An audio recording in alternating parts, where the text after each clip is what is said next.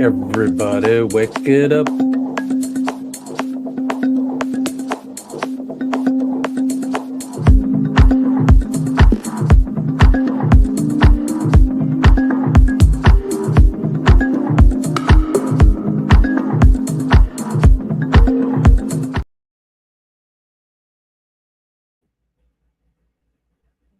Okay, so I didn't have that put on, but we are now here and we're having trouble streaming to Facebook. It says this might be an issue on Facebook.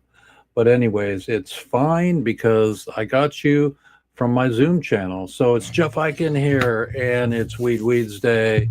And I've got some news for you and some updates.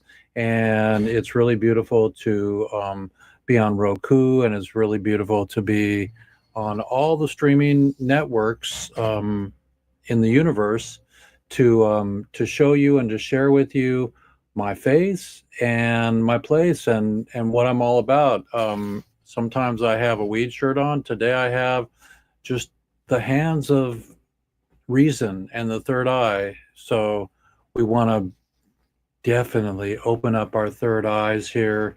I did a sweat lodge this week and it was beautiful. And let's see if this doesn't get green green screen. So it doesn't, it's pretty good. And so I feel good today. Please consider being a sponsor for our relief concert that we're navigating. And Snoop and Willie, Carlos Santana. We don't have them yet, but we want them. And it's going to be beautiful. We can't get John Lennon, so we're going to ask Carlos. We're going to ask Earth, Wind, and Fire, and So Happy Together, the Turtles, Flo and Eddie, and everybody. So, and the youngsters, let's get Lady Gaga. They just did Coachella, everybody. And so that was really beautiful. And so if everybody can hear me, raise their hand and say, hey, I don't have very many of you on today, but let's see if I can get our background a little bit sharper here with some, let's see. Does that work it? No. Does that work it? No. Does that work it? No. I'm trying to adjust the avenues of the stars here to get my background better. Anyways, it's a beautiful day in WEEDSDAY Day, and today we have a little bit of news about the United States government trying to figure out what to do with all of our prisoners. And are we getting closer? I don't know. I don't have anybody in the room yet to banter with, so I'm dedicated to ending prohibition in my lifetime, to doing our concert, which is a Relief Aid concert. And let's see if I can let's see here if I can get to our Relief Aid logo here. Let's get a Relief Aid logo for you all here and put that up. So come on, baby. I got a slow computer today. How many people have a slow computer? I'm waiting for my payday so I can get an M4 and speed up the whole party. That'll be fun. So right now I'm gonna go search for relief.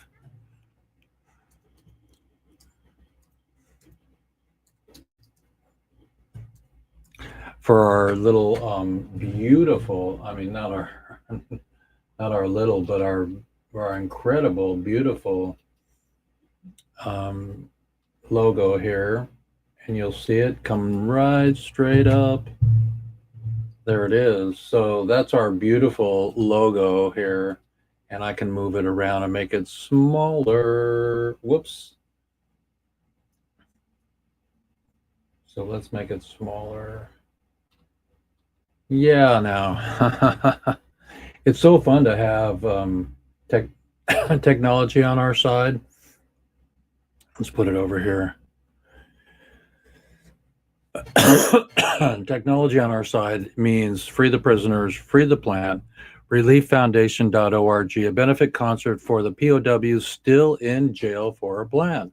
So, Mike Tyson, come help me put this baby on. Lady Gaga, come help me put this baby on. I saw Snoop Dogg's cooking mate last night, and she had a cooking show on there. And you know who I'm talking about, the lady that was in jail that had a show with Snoop about marijuana cooking. So let's eat your greens. I mean, one of the dreams in somebody in my movie was to have marijuana leaves, the leaves, that don't have the THC, but the leaves of the plant, like I'm wearing here, in your supermarket, in the green area. Every day somebody brings, pounds and pounds of leaves for juicing. I mean, everyone's getting it, either cancer or some autoimmune disease, or, I guess the doctor says it's hereditary. Maybe that's a convenient way of saying it, or coming up with an answer to what you have and why you have it. So it's a beautiful thing to just take it easy and prohibition, everybody. So it's Weeds Day. It's Jeff Eichen here. I'll go right in and share my screen with you all here and share with you our intro. So let's go get our intro. And here we go. So if I have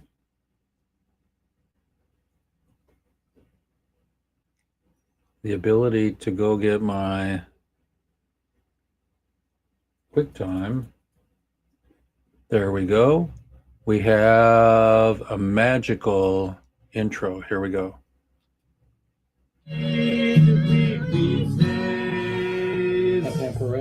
Welcome to episode 259. 1, 2, 3. Hip hip hooray!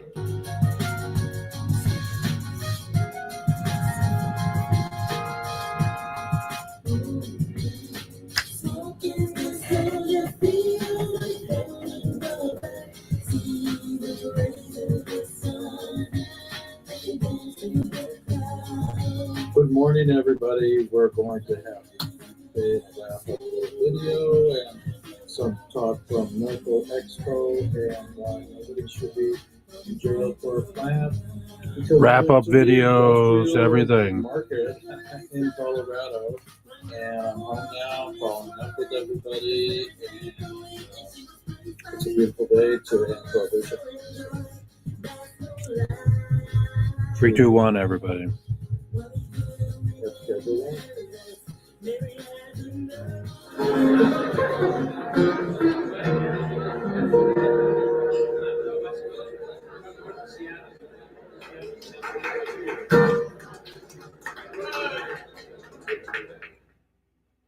There's Paul Stanford.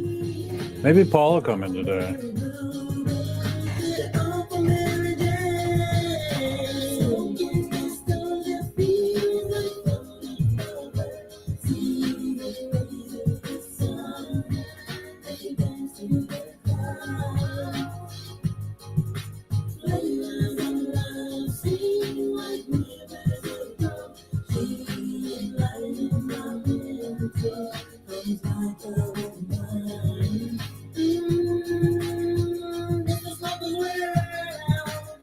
Come on today.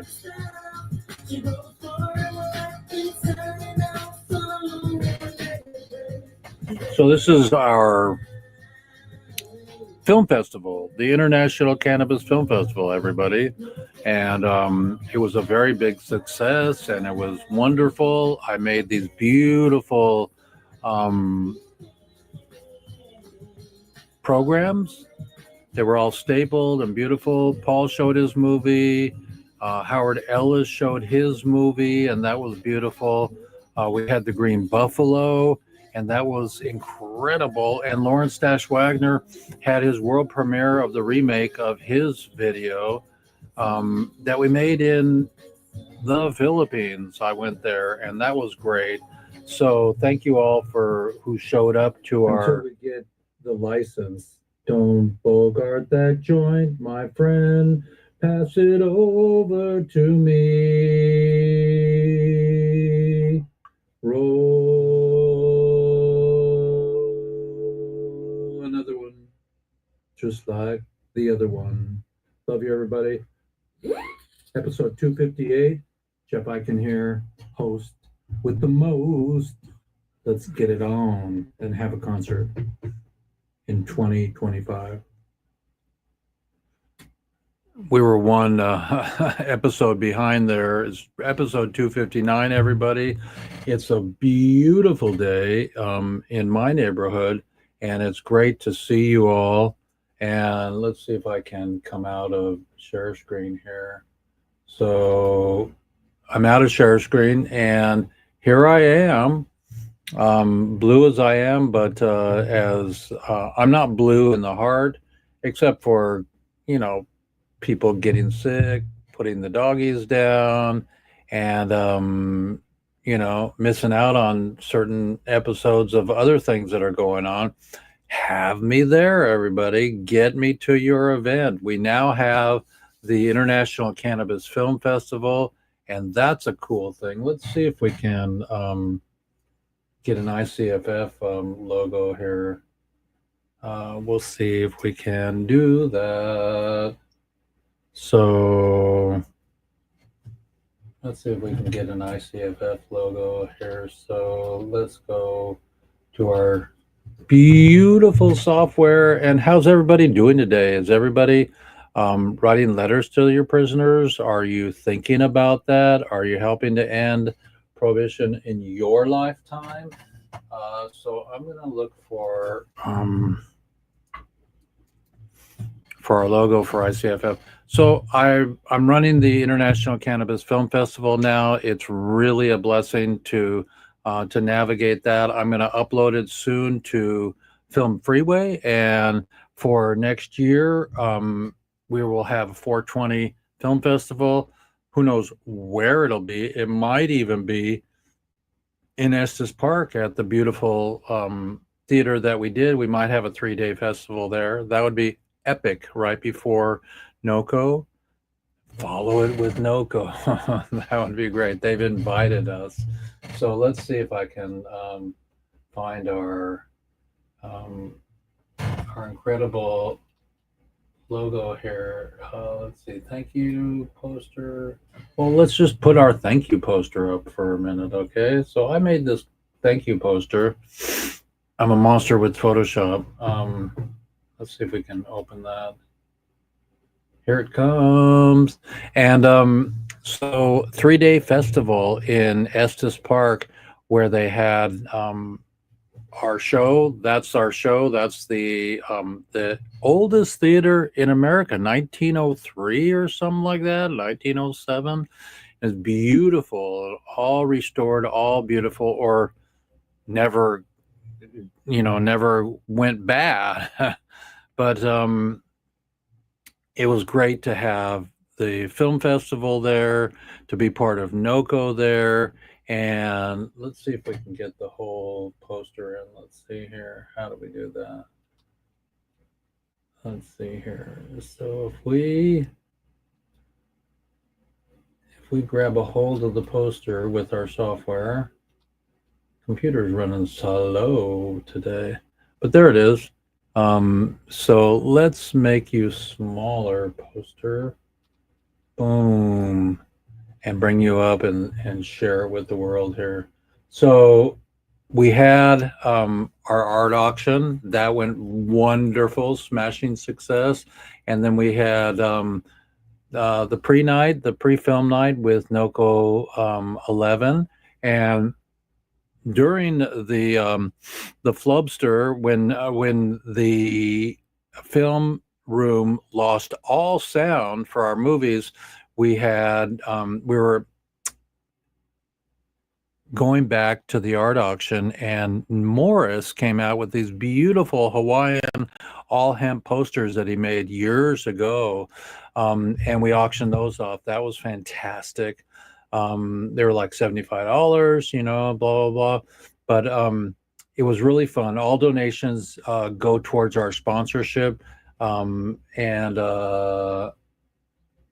I lost you here for a second, but you shall come back. There you go. And so thank you, Historic Park Theater, and Jenna, the lady that owns it, with her family. And it was just beautiful. I stopped at Costco and got some veggie platters. They were delicious and beautiful. And we had some croissants and other food there, and we had a CBD drink. We were really, really, really happy to have our sponsor CBD drink there. That was just delicious. And so, locate your favorite CBD drink, everybody. I'm gonna come back to me here in a second. Here, let's see if I can get over to the zone where I can make me smaller here. And so it was great. All these people that are working on global prohibition ending are phenomenal. They're really great people. We got Alex at the ICBC that's happening now. They don't know, like Lady Gaga doesn't know that when she raised all that money for fire aid, that relief aid is coming. And so once they get wind of me and moi, and one of you out there in TV land comes to me, to Jeff Eichen at relieffoundation.org, you can find all my information there. You can email me. And once you find me, let's roll. Let's make this happen. The concert at Oakland Coliseum. So you really want to see them at Oakland Coliseum? It's going to be great.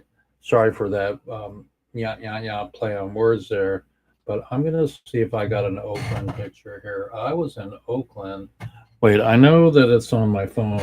Let's see if I can get it on my phone, you guys. And I know it's here. Boom, bada bing, bada bang. So let's see here. Boom. How do you find, they change your phone all the time, and all I'm doing is looking for my favorites, and I don't have a favorite button anymore. Tell me, somebody, where's the favorite button on my let's see here. View options, sort by, okay, monthly. Okay, so let's go here. Recent days, pinned, modify, memories, trip, features, media times, selfies, favorites, all the way down there. Favorites should be at the top, everybody. If it was a perfect world, I'd be in charge, everybody. So welcome to WEEDSDAY, episode 259. It's World 420 Day. I'm looking for my shot of me at the Oakland Coliseum. So it's got to be towards the bottom here. It's got to be towards the bottom. There's me swimming with the turtles. How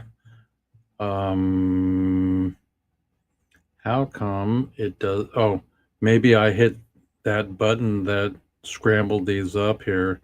So let me try to find it here. Bear with me, everybody. It's a beautiful photograph, and it shows me walking through the Oakland Coliseum. So much for favorites, right? When it goes berserk. So I'm not going to find it that way. I'm going to love you all, and I'm going to incredibly get busy here and read the news today. The news is pretty important today, so let's go straight into the news. So here comes the news, everybody, from Jeff Eichen. It's the Canna news, and Normally I have a little jingle, bum, bum, bum, bum, bum, bum, bum, bum, but I'll jingle my way through it here. And so the Canna news is right here. It says here bipartisan congressional lawmakers file bills to seal the federal marijuana records and assist states in facilitating expungements. So expungements, I believe, are incredible. They're the source of coming out of jail without a record. You know, you're expunged. You're incredibly ready to go home already. You've been in jail for 30 years for marijuana. I talked to Jeff Mazansky on his birthday last week, and he's in my movie. Maybe I'll show you a scene from my movie today. But the bipartisan congressional lawmakers have reintroduced a pair of bills meant to automatically seal criminal records for certain nonviolent federal marijuana offenses to provide assistance for states removing records for similar convictions. Let's see who's coming in. Somebody's going to join me. And so it's the best we can do to have these convictions lifted, and for the prisoners when they come home, not to have a freaking ankle belt on, or like Leonard Peltier's home, but he didn't get pardoned all the way. He didn't get his full commutation, and so it's amazing. Welcome, Wes. How are you doing today? Very well. Oh, it's nice to see you. It's been a while. We love our West. We love our midnight tokers, our daytime tokers, because we're no jokers. We're here on Weeds Day, on World 420 Day, and it's a blessing to have somebody extra in my room today. Tell us a little bit about how you're feeling and what's your favorite strain this week. Well, today I'm smoking a Cambodian lady's indoor here. She's been growing since 1985. In my opinion, she grows some of the finest cannabis. And something special today for ladies they all wear gloves and they collect their finger hash. And so what I get is not only the finest flower, but I get the finest finger hash in the world. And then I roll them up, 2 grams of the finest flour and a half gram of the finest finger hash. And the next thing you know, I think I got the best joint in the world. Is that it's lemon? It's LCG today, lemon cherry gelato. And my choices today are Gorilla Glue, LCG, and I have also an SFVOG that I'm smoking on today. So. You are totally more of a smoker than me, but I'm wearing my hemp shirt. My hemp shirt is on, my hemp necklace, and I'm supporting getting everybody out of jail. And Well, that's how we know each other. Speaking of your subject, which seems really bizarre that people spend time incarcerated over a plant that our government really didn't have the right to control in the first place. And if you look at anything else, they control alcohol, but they don't control plants, grapes, all these other things. So it's a very unusual thing. And what will happen in the future, I'm sure all this will change. Let's say 10 years in the future that hopefully we'll be over scheduling and all the rest, and people understand. See, there's another side to it, Jeff. I'm a medicine person. When I saw how many people it helped with cancer and a number of other things in this world, and just the stress of everyday life, I just see it as such a savior for the planet. But that's just me. I've been smoking for 55 years, so that's just my opinion. Well, Anslinger and and the people in the paper industry had it all wrong because it's antimicrobial. They had all of the the outfits that were made out of hemp, and they were making hemp fabric in America. What happened to those decorticators? What happened to the knowledge and the drive for it? We have the Dakotas now, the native population wanting to grow millions of acres, so we can start to produce hempcrete, so we can get hemp fabric. I mean, everybody, look at my shirt. It's all hemp and beautiful. And I've had this shirt for, for 10, 15, 20 years, and it's in beautiful shape. There's no reason, like you said, anybody should be in jail for a plant. And right now, I've got a situation where a gentleman is looking at life plus 100 years. Oh, right. In America. Right. Life plus 100 years. And I don't even understand how anything can be that harmful. But they had this thing called the Kingpin Act. And if you happen to be successful in the industry and you move a bunch of dollars in this industry, not only do you get smacked with a drug charge, but they give you this Kingpin Act, which adds life on top of all the rest. And it's wait. Who enabled the Kingpin Act? What, I've never heard that before. This is in the state of Virginia. Okay. That's where I'm supposed to go in about 2 weeks. I'm supposed to go to Virginia to do my International Cannabis Film Festival. Tell me more about that.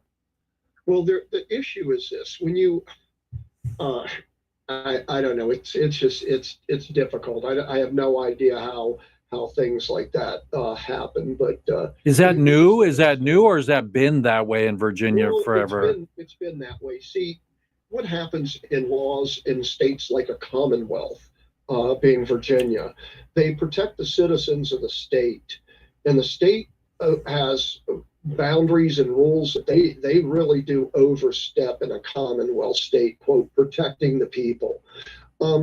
There's some other things that happen, and this happened to me. So my rights were violated over the period of time when COVID hit. I happened to be arrested. I was held with no bond and no bail. And this funny little amendment thing called the Speedy Trial Act was extended from 30 days to 2 years. So without bond and without bail in the United States of America. And no due process. No due process. Without due process, not being convicted, not being guilty of anything, you can sit in jail for 18 months before trial. I didn't know that. I'm an older guy. I had no idea that a couple of pain pills, I've broken my neck, I've broken my back, I've got more broken bones and everything. So if I have 4 pain pills in my knapsack in the back of my car, get pulled over illegally for, quote, the smell of marijuana. Wait, how do they smell it from your driving? I mean, bullshit meter. I didn't have a seatbelt on. It was in the trunk, and we weren't smoking, but that gave them, quote, probable cause, which the Farm Bill said is not legal anymore. The smell of anything does not give one the right to do a search and seizure or probable cause. But in my case, that really didn't matter because they happened to find 4 pills. At that time, they also charged me with possession of marijuana seeds. These were all hemp seeds. These were not. Was this in the 70s, 80s? No, this was 24 months ago. I spent 6 months. Whoa, for seeds in this day and age. In a state that has recreational marijuana. That's what state was that? This happens to be the great state of Maryland. Wow. And I was very close to a place called Ocean City, which is a beach town there. And the sad part about it was the institution that they put me in was also an ICE and a federal institution. But the amount of people that were in there over alcohol was about 3 to 1. So when you have, and as I said, I'm a little bit older. My mother was an alcoholic. My father was an alcoholic. My sister is an alcoholic. And you know, I'm a pothead. I'm just going to straight up tell you, every day of my life, I'm going to smoke pot, marijuana, weed, devil's lettuce, call it what you want to call it. I was on every type of medication known to man. They had me on lithium. They had me on Depakote. They've had me on every single one of them for almost 40 years, saying that they could regulate and make me okay. Well, about 25 years ago, I decided I would not take any more prescription medication, and I don't. If I get into a situation, yes, I will take it. I'm not stupid. If I have an infection, I'll take it. But I just don't take it as it's prescribed. And cannabis has been a real blessing in my life. I can't even imagine my being here without it. So I'm. Well, it's our choice. You know, I often say in my diatribe, I often say, and welcome everybody to episode 259. It's World 420 Day, everybody, and we're with Wes, and Wes is a buddy of mine, sharing some stories and some testimonials. I can't really tell you that works, but Wes can. Wes can say it helped him with pain. It helped him with whatever. But it's just an amazing time to have these conversations where they're still putting people away for a plant. Yeah. Well, you brought up the point right there. I think if I could give a lasting impression of my life, I didn't understand the value medicinally of cannabinoids. I didn't understand the endocannabinoid system. I hadn't worked with researchers and doctors. We hadn't treated 5,000 people with stage 4 cancer at that point. So when I saw the plant's ability to help people solve a cancer issue, I thought in my mind, well, what else could this plant possibly do on a health basis? And in working over the last probably 15 years with people of all types, it's always funny. I'll tell the best story. A grandparent or a law enforcement individual will have the worst time with all of this until their parents have cancer. They've tried every conventional method on the earth, and then they come to me and they say, what do we do? We don't know what else to do. We give up. And I've seen it from 90-plus-year-olds all the way down. We've treated children. The fact that it's not mainstream, the fact that the endocannabinologists have been studying this system for 20 years. Dr. Machulam. And they're not. Dr. Machulam? Yeah, well, see, he's the father because he found cannabinoids, isolated them, but he didn't know exactly what they could do.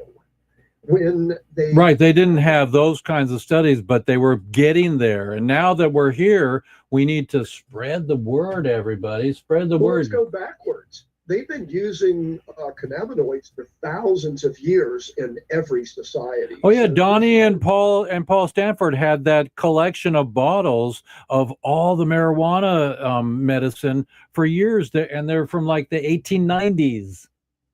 Yes, and I'm not going to say it's a be-all and an end-all, right? But as everything in our society, it has its place. Now, people might say, "Oh, that guy's a stoner. He smokes all day. He lays around on the sofa." I'm the most motivated human on the planet. I get more done in one day than many people most of the time. I'm not saying it's positive as far as smoking for people, because that's an individual assessment. If it's not working for somebody, I wouldn't recommend they do it. And so I'm an advocate to the point that says, because somebody has demonized this, don't look at it as a demon. Everybody has to make their own assessment. And what's bizarre is they put me in jail many times for this. And then they put me on a pedestal and they love to hear me speak about it.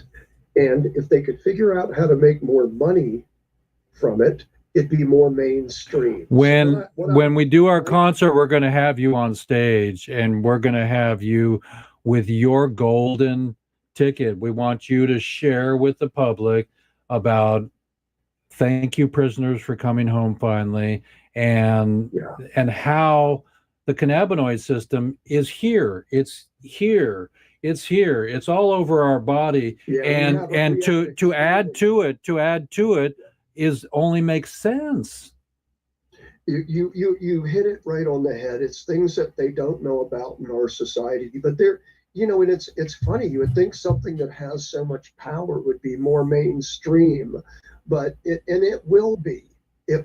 My prediction for the future is It's a billion-dollar industry if we get hempcrete going also, I mean, here is, BMW is making all their doors out of plastic. That's a hemp plastic, 3D printed hemp plastic.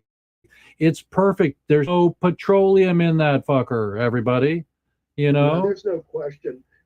Our society is driven by special interest in plastics and all petroleum and a lot of things. And so, but the plastic companies, they should just latch onto it and make $1 billion and have both their dirty plastic and their clean plastic. Come on. They will in the future. Yeah, it's coming. All these industries will move in that direction, I believe. Yeah, I believe that. Okay, I'm gonna show you Mickey here. Mickey has it. He's always at 420. There's Mickey Mouse. He's always at 420. So, it's so beautiful to raise the awareness, to raise the vibration, to share that that we have all these museums. We have the Canna Museum that talks about the flag, the dollar bill, the we are the people, we the people, the Constitution is written on hemp, and hemp is stronger, and it's just so important for us to have this conversation, to share it. And during our concert, we're going to get the word out. We're going to get the magazines all in. We're going to get Lady Gaga on board and push it so we can totally once and for all get the awareness back from Reefer Madness. Because I don't believe there's an elder out there sitting in a wheelchair in an old people's home that is crying, that doesn't want to have the salve to put on their knees, their joints, their arms. I mean, it's so beautiful. I gave some salve the other day. I had some salve from NOCO Expo, some samples, and I gave it to my friend Angie, and she had just hurt her hand, and she had a Band-Aid on it, and I said, rip that Band-Aid off. Here's a thing of salve. Take it home with you. And when she got home, she told me the green salve saved her hand. There it is. It's so beautiful, so important, and I'm so glad to have you on board, Wes. Well, I'm really blessed. I got a call yesterday, and this is how it goes. Yesterday, I get a call from a gentleman who called me through a friend that happened to know me, and this isn't very common for me. I try not to do this all the time, but he's got lesions on his head. He's been through chemo, he's been through radiation, he's been through all of it. He's been dealing with this now for 3 or 4 years. And the other day they went in and they said, well, we're also seeing some issues on your liver that we have missed. And, my experience with cancer is extreme. I started in cancer. My mother had cancer the very first time when I was 12 years old. She had cancer 3 times. She passed from cancer. My girlfriends passed from cancer. My sisters died from cancer. My brother-in-laws died from cancer. And I've worked with a lot of people with cancer. Mm-hmm. Now, I'm not going to tell you that, first off, cancer is a situation that happens because of a number of different things. It can be stress, dietary. There's so many different things. this is just my opinion too, and I'm not always right, so get that straight. But, Microplastics. cancer is caused by the body's inability to take good care of itself based on all the issues. So the army inside your body fighting the cancers. number one is hydration. The whole world does not drink enough clean water. I can promise you that everybody's life is better if they drank 8 ounces more of water every single day of their life. But I'm like a camel, so I'm not a great example.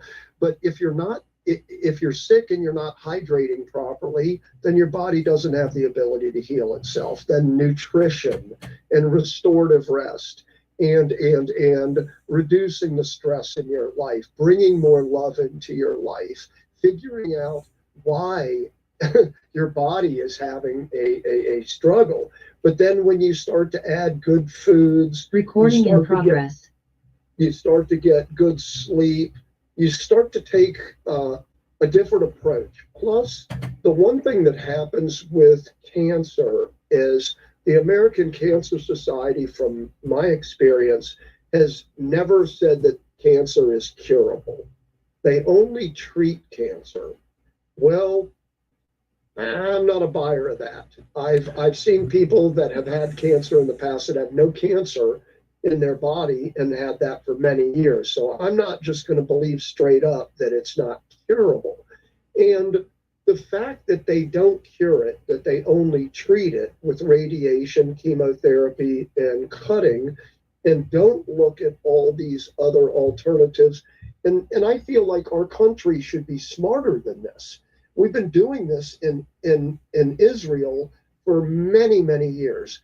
Not only do we know which type of cancers react to different cannabinoids, different strains, different, they don't have any studies. For example, Charlotte's Web. Yeah. I mean, and that one was just very basic. And then we have a medicine that they produce that is horrific, that is based on cannabis, but it's done improperly and it was manipulated and it's just not right. What is your dream? How do you feel we're going to come out of this? Is it money? Yeah, I'm sad to say that the boutique, and I love the boutique side. I went to the hills, I went to the mountains, I learned all about this. I love this plant. I wouldn't be on planet Earth without this plant. So I will always be an advocate for this plant. I'm not an advocate that everybody should use this plant all the time. That's up to them. But for things like what Jeff just mentioned, if everybody in a senior center had the opportunity to rub this green stuff on their body and be out of pain, why is that not available? I just don't understand. 2025, I would give this to every senior home in America if they would just smear it on their body. I don't know how to do it. See, that's the one thing, Jeff. See, you're brilliant in getting the word out. You're brilliant in telling people about things that need to be told about. You do this every day. To plug you, what episode is this again? 259, everybody. It's World 420 Day. Welcome, Paul Stanford. Thank you. See, hey, Paul. Hey. Yeah, it's a lovely thing, Jeff. I just appreciate the fact of what you do and the fact that you get out to people, the message, and all the important things out there. There's so much good that you're doing, and I just appreciate it, especially for the prisoners. The fact that people are not enlightened, and I would say this to most people, they don't even know there's people still locked up for this plant. Well, you yourself have been behind bars for this generation, and I was about to say earlier that 3 times. That when my father would come home from work, my mother would come home from work, they pour a Mai Tai. that calmed them down, but they weren't alcoholics. That was their generational fucking Mai Tai. And now we got to come home and get our bag and do our vaping and do our, you know, our volcano. And Can you hear my volcano in the background? I can hear it. Yeah, baby. Yeah, we recognize that. It's right here beside my phone. Tristan's got it filling up. So this is Paul Stanford, everybody, on World 420 Day. Paul, do you know Wes? You guys have met before, right?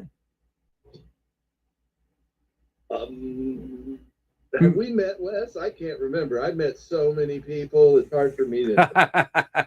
Tell me a little bit about you, but I don't know you personally, but I might have seen you if you're okay. Paul's an OG. He's going to tell you. He's going to tell you. How many people have you worked on, Paul? We have helped 270,000 people get their medical. Hang on. Wait till Wes comes back.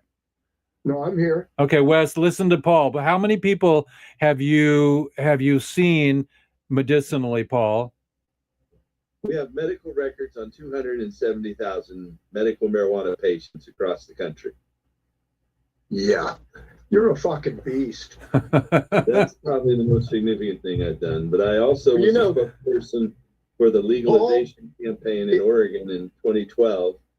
And I first worked on an initiative with Jack Herer in Oregon back in 1985 for a vote in 86.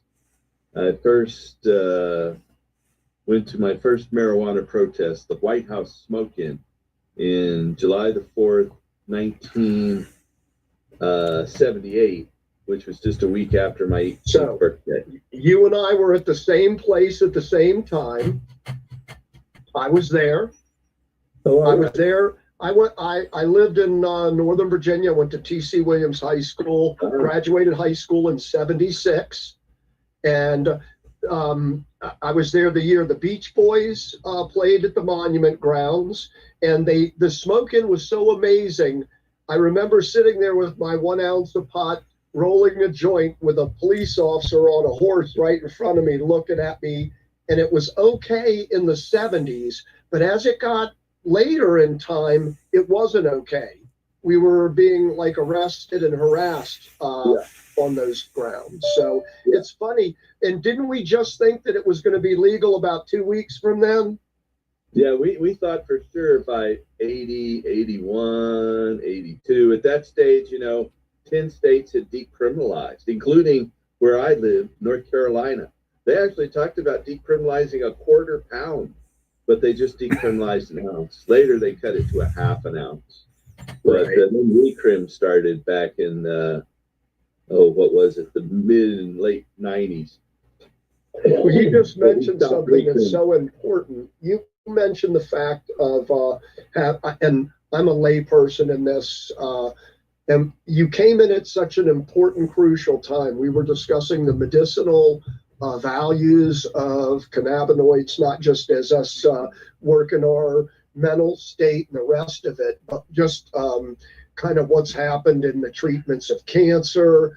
I treat Alzheimer's, we treat Parkinson's, we treat physical and mental ailments on a very, very regular basis with great success. And I was just saying, I couldn't understand why the world is so stigmatized by something that's so wonderful and so available. It just, people like you will make I have the answer to that.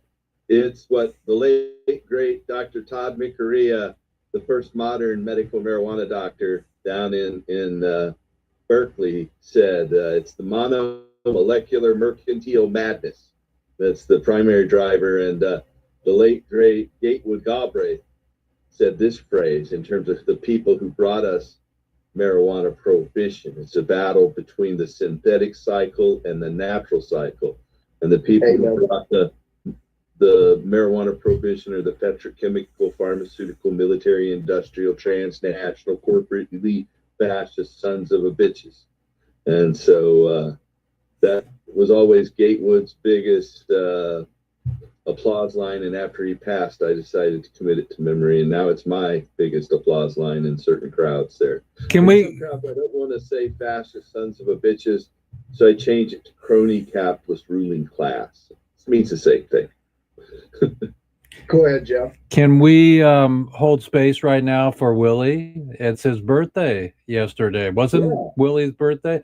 Hello, everybody. I would like to say Willie's got a song, "Roll Me Up and Smoke Me When I Die," and I believe I met somebody at NOCO that said we're trying to figure out how to get his ashes available to everybody, so we can do that, for for something. Paul, give us a Willie story, and then Wes, give us a Willie story.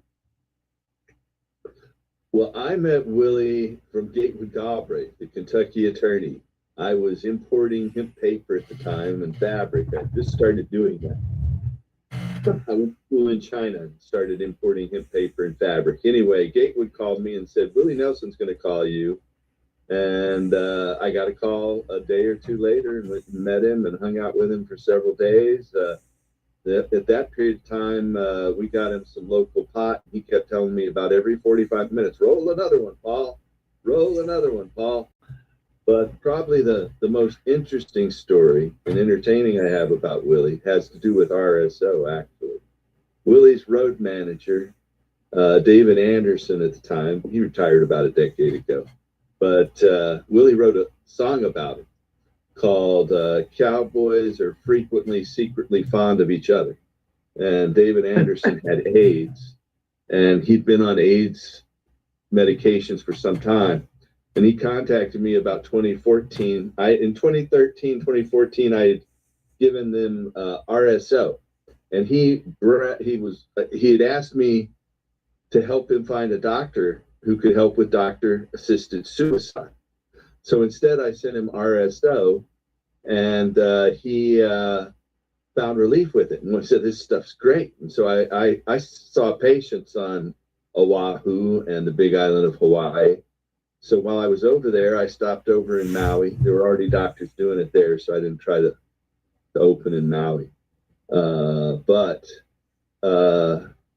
Willie was on the island, so I went over and they were all playing poker, and I broke out my volcano and started loading it up, and I gave David Anderson a couple 10-gram tubes of that RSO, and he showed me what he did. He put about 1.5 grams of RSO on a rolling paper, and I told him, whoa, that's way too much, because what he had was restless leg syndrome. He wasn't fighting cancer. I was telling him 1/10 gram will be a big dose for you, not 15 times that. So I showed him what it was, and there was just a little bit on the table. Now, I haven't had cancer to my knowledge, and so I never had really tried the RSO, but there's just a little smear of it, maybe 1/10 or 1/20 gram on the table. So I took it and I put it in my mouth, and there it is. I got really high for 18 hours, but I was using that's the only time I've used RSO, by the way, but that's not the end of the story. So Willie asked me to sell him my volcano. And I said, well, Willie, I don't sell volcanoes, this is my personal volcano. At that point, it was about 6 months old. And he said, come on, sell me your volcano. And how much is it? How much do they cost? I didn't say a word, but David Anderson says, they're $700, Willie. So Willie got $700 bills and started waving them in my face. So how could I say no? He's there with his 2 sons and about 5 other people playing poker. They invited me to play poker too, but I'm not going to play with high rollers. And so I just loaded my volcano, but I ended up selling him my volcano.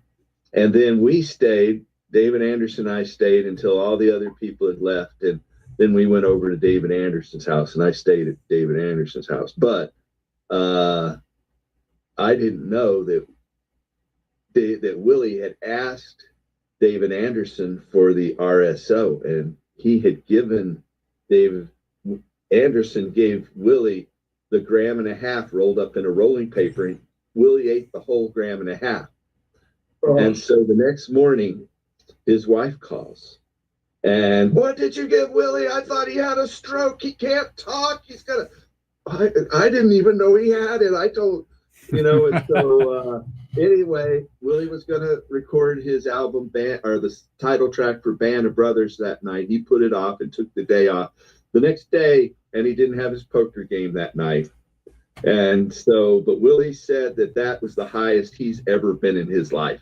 And he's not going to do it again, that it's medicine. And that was something that he wasn't going to do again. But anyway, I took the $700 and I went over to Kihei, and there's a store there called Maui Mana. And I bought the volcano that's sitting right here on my desk here in 2014, March of 2014. So it's already 11 plus years old. And it's probably got at least 250,000 miles of air miles on it. But that's the story.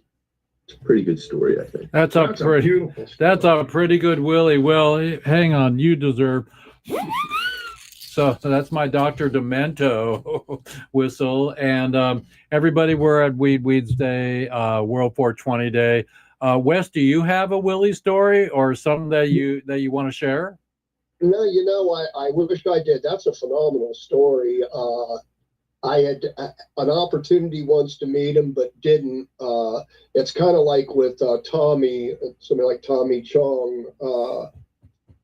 When the world didn't know about RSO, we provided RSO to Tommy Chong. When Stevie Wonder's sister had cancer, we gave her RSO. When it's such a funny thing, and RSO, let's just give credit where credit is due in a way, because I would hope that nobody in the world would ever make RSO out of NAFTA and some things. So please study and know what the heck you're doing, because one of the things about RSO is it is a medicine, and Willie is lucky. They say nobody's ever died. Willie died 3 times that night. I'm just letting you know. If he ate 1.5 grams of RSO, he lost his shit. Most people that eat edibles damage. They never get the proper thing because they overdo it. They eat too much. They'll never do it again. And when a rice grain will get you going. So to give you an idea how much Willie ate, he ate about 20 times that.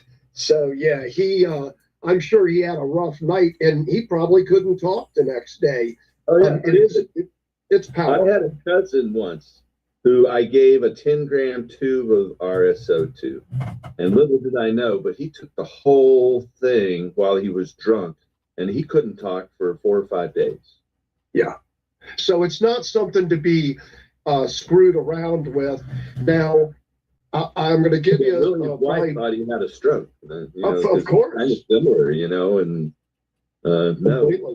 he'll get better. You just have to sleep it off, Yeah, but it's tough. It's a rough ride. See, in the early days of working with cancer patients and RSO, so again, I wanted to give Rick Simpson the credit for being a layperson that came up with something that's extremely valuable, something I work with a lot.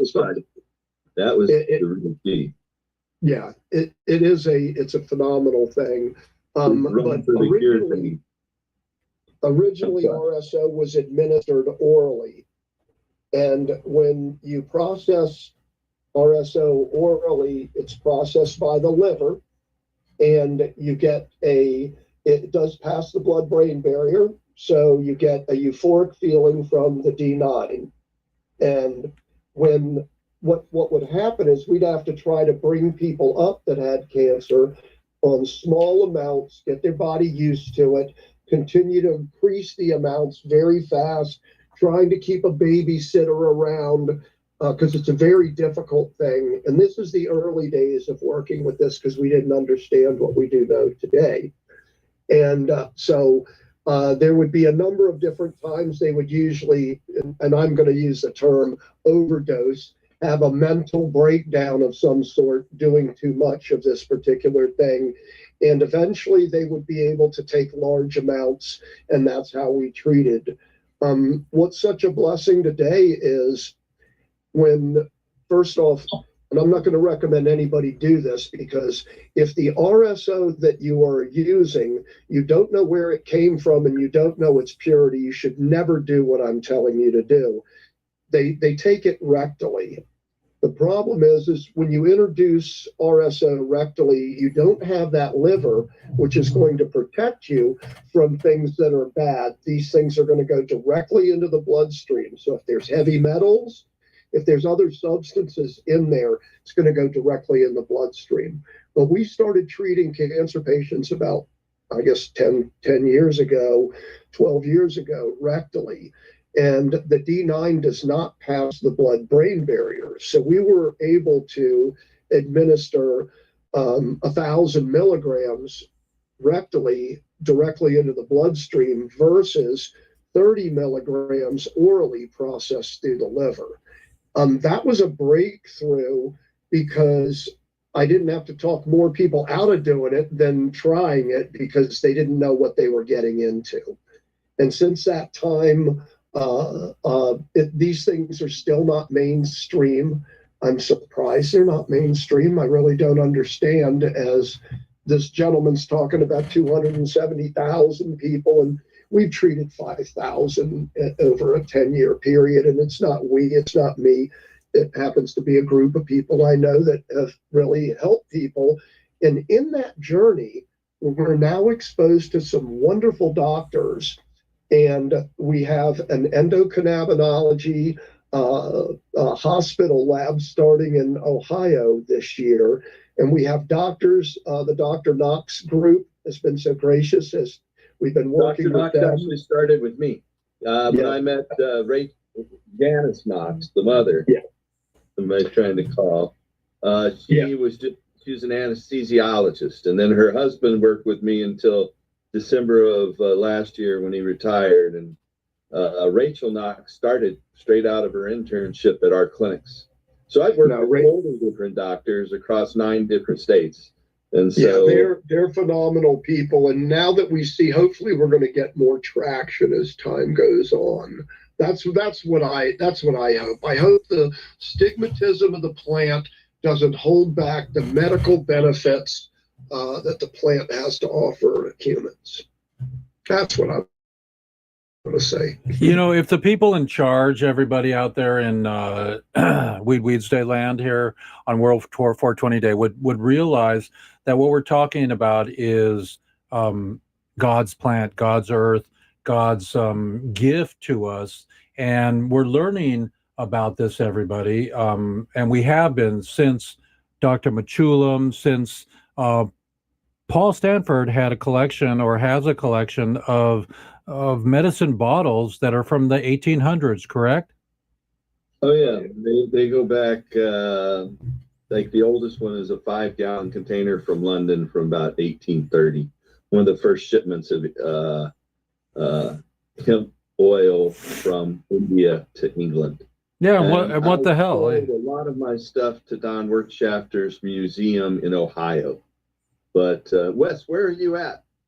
Right now, I happen to be in Los Angeles. Are you based in Los Angeles? No, that's really hard anymore, because I have a home in Virginia, big house in Virginia, Manassas, and I was born and raised there. But then I've been in Oregon, I've been in Humboldt, I got a grow in Puerto Rico.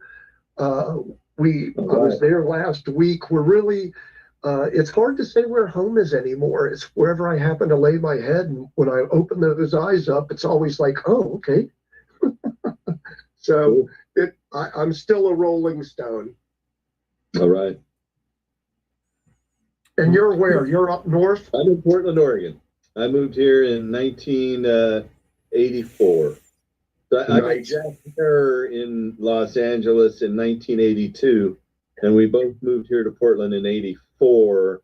And at the time, Jack had 3 little kids that were like 2, 3, and 6.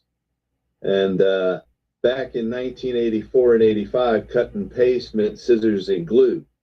And so the kids were getting into all the pictures out of Jack's book. And I we were both growing pot about 3 blocks away from each other to support the marijuana legalization initiative. And he asked to come over to my house so the kids wouldn't get in all his papers. So he came over, and with the lady named Carolee and a guy named Bryce, they took over my main floor and put together the very first edition of The Emperor Wears No Clothes, way back when. That's amazing. I'm in the dedication of that book, and the very first, the first edition dedication was there. Well, but Jack actually gave his last speech at our Hempstock Festival in Portland, Oregon in 2009. He went back, and he spoke at all our Hempstock festivals, but he went backstage and had a massive stroke heart attack and didn't speak again. Was that 2001?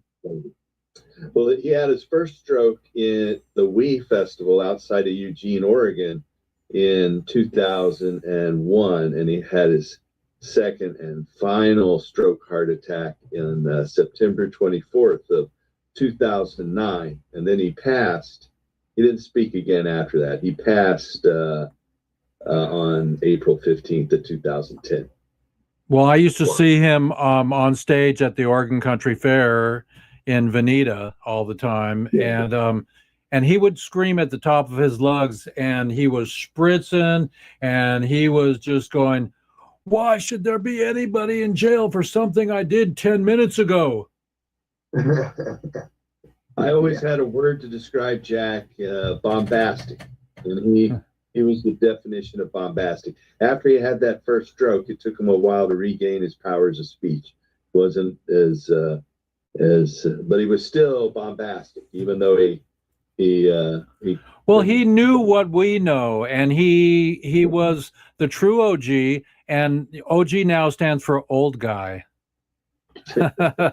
So we're now all OGs in this room, but we're all OGs. But the idea is, with Jack, he was the granddaddy of raising awareness about cannabinoids, about prisoners, and about the goodness of 1803 or 1830, jars of gallons of hemp oil that people around Jack had been after he got out of the military and before he opened a head shop, he went town to town with crews of teenagers and sold magazine subscriptions door to door. He ran crews of teenagers selling, and that's what he did with his book. Once he had his book done, he went campus to campus, town to town, all over the country with crews of hippies, and had his hip tour. Debbie Goldsberry, Maria, a lot of other people were out there with him. Well, if there's anything that I can do for you, you feel free to contact me. Anything that I can help with. It's a pleasure to meet you. You're a famous guy in this industry, and the work you've done. I've had to hide and be under the radar for most of the work that I have to do. Because I was seeing so many patients, I had a business that was grossing $5 million a year with about 15% profit. So I put that into legalization, and I put it into growing and giving away free marijuana. There's the pop-out version. So I was able to grow and give away RSO and flour for free, and they couldn't bust me because I'd always give it away for free, and they couldn't build a good case against that, though I'm sure they tried. I had people, how much do you want? I don't want anything. It's free, I just, and it's on fees, You mentioned something there, and the reason that the RSO is on my desk was because I got a call yesterday by a gentleman, and this gentleman had fought for our country, and now he's retired, and he's very concerned about him losing his retirement if he has this substance in his body. So I really hope at some point we get a little bit further along where people don't have to be afraid to take some of these things based on consequences. So what I told him is he's got lesions. on his head and his skull. And I told him, look, put the RSO on every night before you go to bed. Put a shower cap on. You know, it's sticky. It's not fun.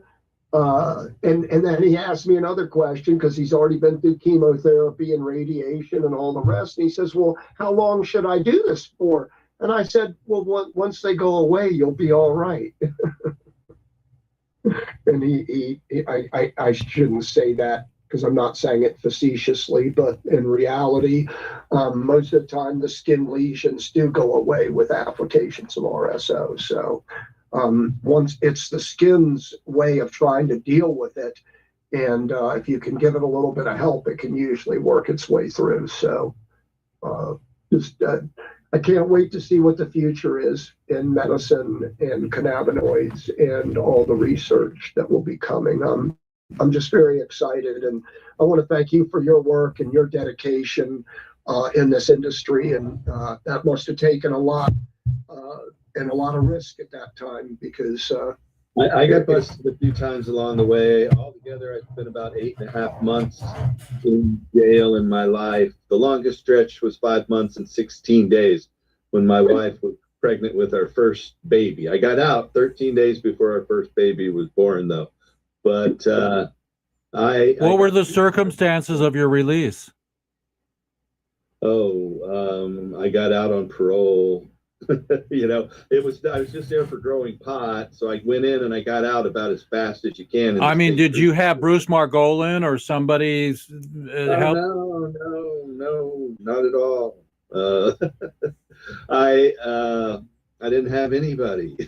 But yeah, it was about as quick as you can go in and get out of jail, and then but I did get there's a story out there. If you want to know more details about it, you can look up how FIJA, FIJA, how the Fully Informed Jurors Act saved my life, because I did get busted for growing a second time and faced federal charges and went through a jury trial, and I was acquitted of growing, but I let the judge find me guilty of 2 grams in my pocket, and otherwise there would have been a retrial. And so I actually got a pardon for that 2 grams in my pocket from President Biden a couple of years ago. And the federal prosecutor who tried to put me in jail for 10 years has had me, after he retired, I got a picture with him in front of this mural behind my back. And he has paid me to come and testify for medical marijuana patients as a defense attorney now. It says he's on Team Paul Stanford. But back in 1993, if the jury hadn't, not convicted me of the manufacturing, if they had convicted me, I would have done 10 years, mandatory minimum. So I came, and the whole story, much more than I can tell you accurately in a moment or two. Just look up how FIJA saved my life, and you'll find it. Nice. I wrote that for the FIJA newsletter years ago, and it gets reprinted every now and then too. Well, I wasn't so lucky. I spent a lot more time. I spent 3.5 years as a juvenile. Then I spent. I was convicted for 15 as an adult. And I was blessed not to do too much on that one, 3.5. And then as an adult, I was telling a story. I got arrested in Maryland for having pain pills in my backpack and ended up spending 6 months with no bond, no bail, completely locked up, looking at 35 years. So, and that was just 20 months ago. So our judicial system and me, I've been really blessed. And I'm only going to give one piece of advice. And that's, if you have a big problem, get you a big lawyer. Yeah. What about jury nullification? All of that's really amazing. I never, ever got to a jury trial. I always found it was much better to plead than to look at, life plus whatever they were looking at giving me.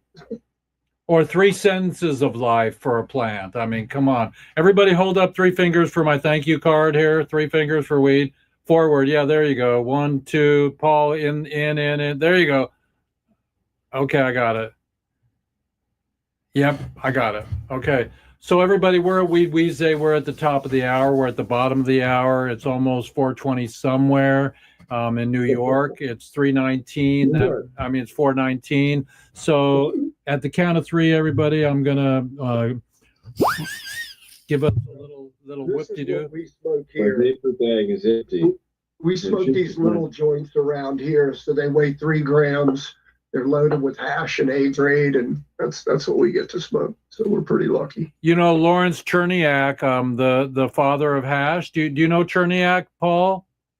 Yeah, he's been on my show back back about 1997. I talked to him last night. He's stuck in Canada. That's where he lives, and he's stuck in Nanaimo, and he gets to the border and they said you can't go through because of X, Y, and Z. And it's a red state thing. They're closing the borders to regular people. They don't want them here. And I can't get Stash Wagner's family here, and so don't bogart that joint, everybody. Love your World 420 Day. Know that medicine is coming, and if we have to talk about the financial aspects of marijuana, everybody, Jeff Eichen here just came back from NOCO, where I saw Paul also, and we did play your movie, Paul. We played your movie after you left. Was it the whole thing or just the 20-minute excerpt? It was the 20-minute excerpt, yeah, and everybody loved it. Everybody freaking loved it, and so that. Well, if you want to see my movie, you can see it on Tubi. Tubi is the free one. Pay for it on Hulu and on Amazon Prime. It's called The Green Goddess. The Green Goddess, everybody. Paul worked on that movie for 12 years or something. Oh man, 20 years before it came out. And it started in 2000. And some of your graphics were done by Avatar, the Avatar people? Yeah, people from Avatar and Titanic did a lot of special effects. It's heavy on special effects, and especially at the end. I got to write the script for what the Green Goddess says, so that was kind of cool. I loved when the Green Goddess came out, and all those special effects were epic. Happy 420, New York, Washington, D.C. Oh yeah, happy 420, everybody. Yeah. So everybody, you can see me and Tommy and Cheech actually.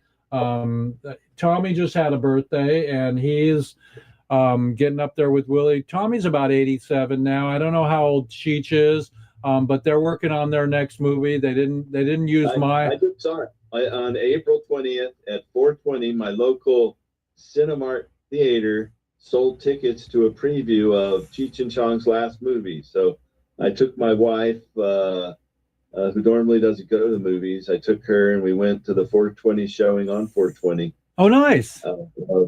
The last movie, Cheech and Chong's last movie. It's a documentary. It's really good. It's funny. It's 2 hours long. A lot of stuff. Oh, wow.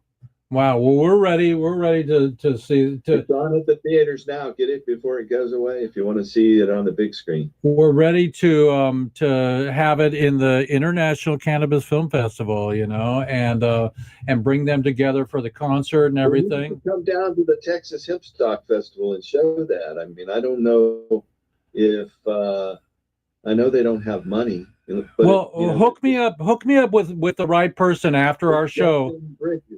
Justin Bridges. Yeah, but I mean, give me his contact, because I've been texting them, but I didn't hear back from them. But let's see what we can do, okay? And I'll fly in.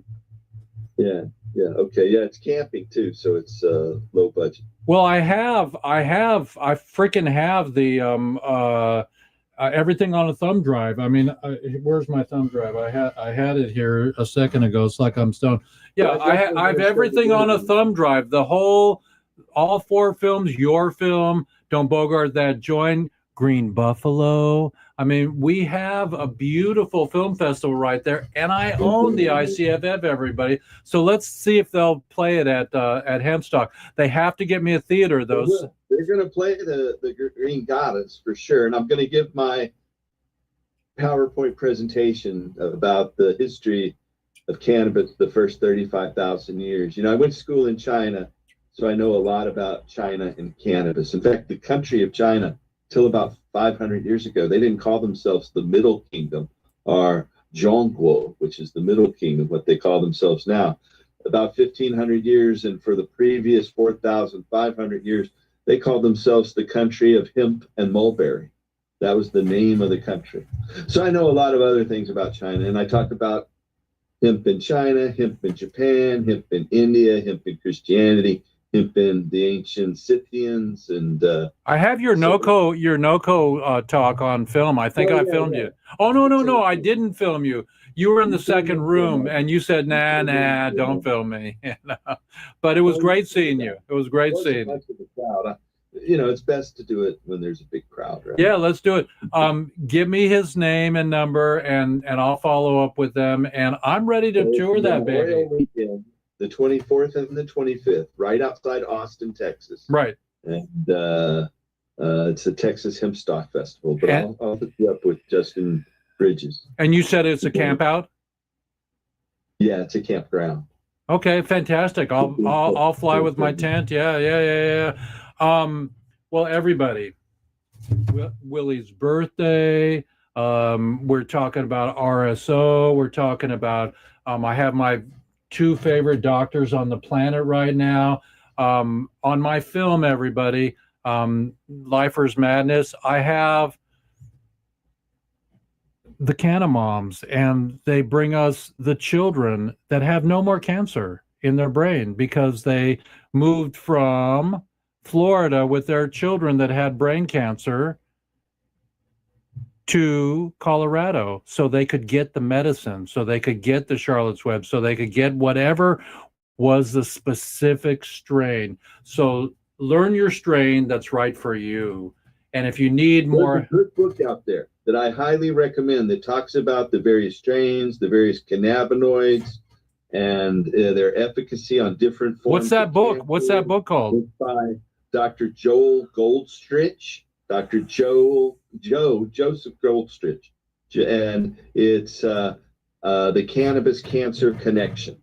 The Cannabis Cancer Connection by Dr. Joe Goldstrich. I'm going to write that down. I would recommend that. I'm going to write that down right now.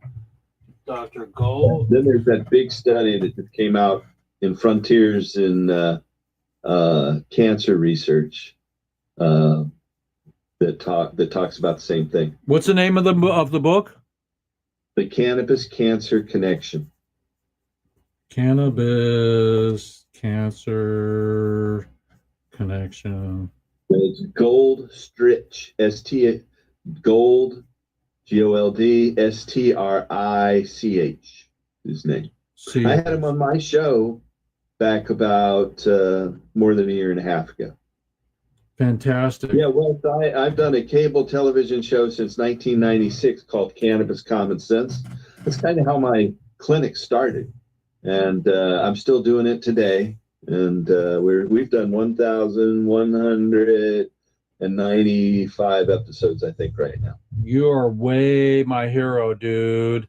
Well, I love you dearly. I had a great time with you and your wife on our trip. It was nice that I brought a nice little bite there. You didn't eat anything. Well, you just ate some of the oysters. We had some nibbles, but we were already. That was a pretty cool place. That was a great place. Yeah, isn't that where the Stanley Steamer is? That's where they filmed a lot of The Shining with Jack Nicholson and. But wasn't that where the Stanley Steamer was also? There was the steamer. I thought that's where the steamer was. Stanley Hotel. I don't know about that. Maybe. I thought that's where somebody told me the Stanley Steamer was there. Well, everybody, it's time to wrap it up and to roll another one. And I'm not going to play Don't Bogart That Joint, but I did talk to Jeff Mazansky, everybody. He's been out for 10 years. He's remarried. He was in jail for 21-9 for 3 strikes, everybody. And I talked to him 2 days ago on his birthday. So wish everybody, Willie and Jeff Mazansky, birthday. My birthday was in April. So all the Aries, I love you so much. And send me an angel. I'm ready. And I'm going to share my screen and roll out of here. Any final words, Wes? No, just appreciate everybody. Thanks for coming on. Thanks for having me on. And as always, let's see if we can't get the rest of these people out of jail and raise the awareness of what's going on in America with this plant. Well, I'm not going to stop till I have a concert at Oakland Coliseum. 42,000 people is not a whole lot because JFK Stadium's our next one with 100,000, and they just did Coachella. And I've got the lady that produced Coachella waiting for me to get that money. So send me Mike Tyson, everybody. Send me somebody that wants to put in the money to hire my beautiful friend Jenna to help us produce this concert. And then we'll have a series of concerts and we'll be doing our own thing. We'll have Hemstock involved. We'll have Vivian. We'll have Morris. We'll just bring everybody. And Alex from ICBC. They must be doing that right now in Germany or had it last week. I mean, it's all happening on the planet, but we need to do more. So I've been Alex going back 30 years. Oh yeah, let's get Alex going too because I've been to many of Alex's events and let's. Alex was in Switzerland when we first started the Green Goddess too, but he wasn't part of that. But he was there. He's an amazing soul. Let's have them all involved and get this concert done. I mean, if I can get Carlos Santana, if I can get, I made a little donation. That's all I could do, but. Hey, every $50 helps. Every $20 helps. Every $100 helps. But we want people to throw in $1 million so we can get the stadium and we can make this happen. On Monday morning after a concert, when they do a concert, let's say, for example, they just announced Led Zeppelin's reunion. You know, they're going to get back together, right? So the people that do concerts, they throw the stage up. They throw the speakers up. They do the fucking whatever. It's not the Sphere where the Dead is playing right now in Las Vegas. It's an outdoor stadium. They do it, and on Monday morning after the concert, everyone's counting their money. So they know how to do it. Let's do it, everybody, and donate to relieffoundation.org. It's World 420 Day. Paul, any final words, Paul? Restore hemp. Okay, and I say hemp hooray. That's a Jack saying, and I'm going to share my screen with you all and do my outro. And it's been a pleasure, both of you today. We had a great show, and here we go, right here. Hemp hooray. Welcome to.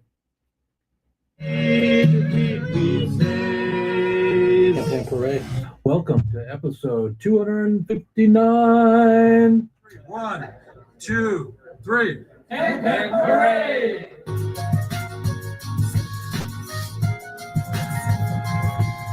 Rocky Mountains, everybody.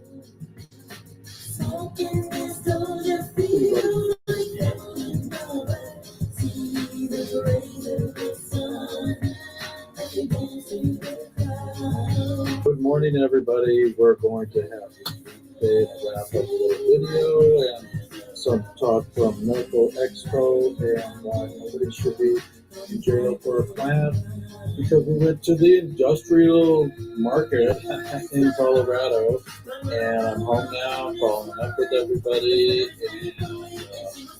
it's a beautiful day to end our visit. 3, 2, 1, everybody. F Schedule 1.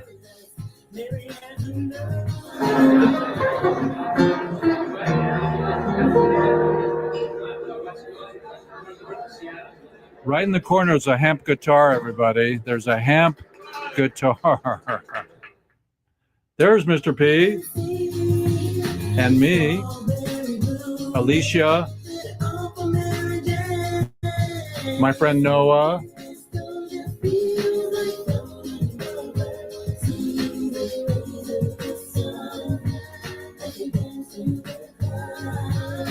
That was our art auction, very successful. It was fun. Morris Beagle, Joy Beckerman, in her hemp shoes, probably.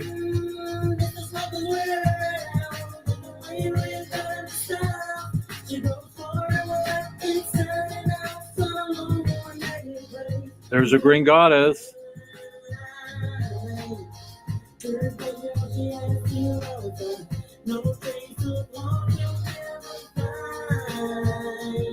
Thank you, Joy, for joining us, being my Canna white, holding up the artwork for our art auction. It was beautiful. Paul Stanford, Green Goddess. Howard Ellis doing a documentary called Bar None, and the Green Buffalo, epic indigenous film. And Don't Bogart That Joint. It was really wonderful to have Stash and to go to the Philippines and redo Don't Bogart That Joint. Until we get the license, don't bogart that joint, my friend. Pass it over to me. Roll. Look, there's Paul again in the back there. Remember that? The other one. Love you, everybody. Episode 258. Jeff, I can hear. That was a long time ago. Let's get it on and have a concert. Nah, it wasn't that long. What was it? 2019, right? Yeah, probably. Yeah. Before the pandemic. Yes, it was totally before they Little did we know that would be the last Seattle Hemp Fest. Before they shut us down. Yeah, I talked to Vivian this week. He's doing good. He's feeling better, and all is well. So everybody, that's all I got today. Hemp Hooray, and thank you, Paul. Get me the hemp stock, dude. Text it to me, and we'll talk in just a minute. Love you. Peace out, everybody. Jeff Eichen, episode 259. Recording. So I'm still on, everybody. Let's see if we can go into our StreamYard here. See if we can get StreamYard. If StreamYard did its job, let's see if we can undo the share screen there, and we can add to stage. Okay, there we go. So let's see if we can. There I am.